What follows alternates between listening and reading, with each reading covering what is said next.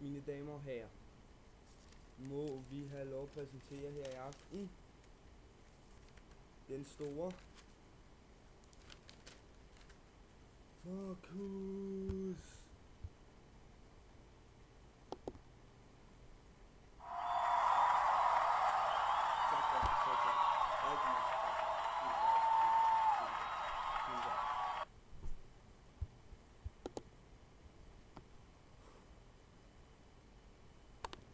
Hej Trine. Hej Trine. Hej alle derhjemme, der sidder til en konfirmation lige nu. Håber I har det rigtig fedt. Jeg vil starte ud med undskyld, hvis der kommer nogle engelske ord ind i den her tale. Jeg har været herovre i USA i 7 måneder nu, og synes det engelske sprog er ved at tage over mit danske. Så, men Trine, denne dag, den handler om dig. Jeg vil starte med at sige, at jeg er så ked af, at jeg ikke kan fejre den med dig. Det er rigtig ked af det, men det må nu være som det er. Trine, du er vokset op og blevet en sød, skøn, flot, udadvendt pige. Og jeg elsker dig. Det gør jeg virkelig. Denne her dag, synes jeg den er kommet rigtig hurtigt. Rigtig, rigtig hurtigt.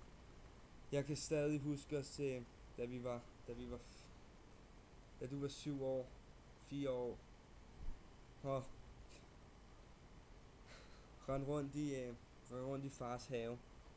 Og jeg synes, det er gået rigtig hurtigt, og hvis du havde spurgt mig for 5 år siden, endda for 2 år siden, havde jeg sagt, Trines konfirmation, der er langt til. Men du voksede op rigtig hurtigt, og blev en skøn pige. Jeg sidder herovre i USA, og vil ønske dig en rigtig, rigtig god konfirmation. Jeg synes, jeg vil dele nogle minder, vi har haft sammen. Nogle af de bedste minder, synes jeg da helt klart har været, når vi sidder i bilen med far på vej hjem og afleverer dig. I sidder nok og tænker, det må da være kedeligt. 45 minutter i bil hjem og aflevere dig og sige farvel. Men nej, det var det nu bestemt ikke. Far holdt os, vil jeg altid sige, godt underholdt med en masse gode historier. Og dit grin, som altid fik hele bilen til at lysne op på bagsædet. Og morgenerne hos far, morgenmaden, hvor Emilie har spillet lidt en klovn, men det er jo derfor vi elsker hende, og har gjort nogle af de morgener til de bedste morgener i hele mit liv. Specielt også vores fødselsdage, vi har holdt hos far, har været super sjove. Og endda når vi bare har været hjemme, bare hygget os, set nogle fede film, hygget os. Det synes jeg synes ikke altid vi har behøvet at gå i biffen, gå i Tivoli, tage rundt forskellige steder. Jeg synes at vi har haft de bedste tider hos far, og hvor vi bare har hygget os, været en stor kærlig familie, som jeg nu synes vi er. Og jeg tænker tilbage på alle de gode år, og jeg kan slet ikke forstå, hvor hurtigt det er gået. Det er gået alt for hurtigt. Men nu skal du konfirmeres, og ja, det er helt utroligt. Undskyld, jeg kan ikke fatte det. Og jeg vil enormt gerne have været hjemme med dig. Men det er jo ikke sådan, det bliver. Men du må have en fantastisk konfirmation.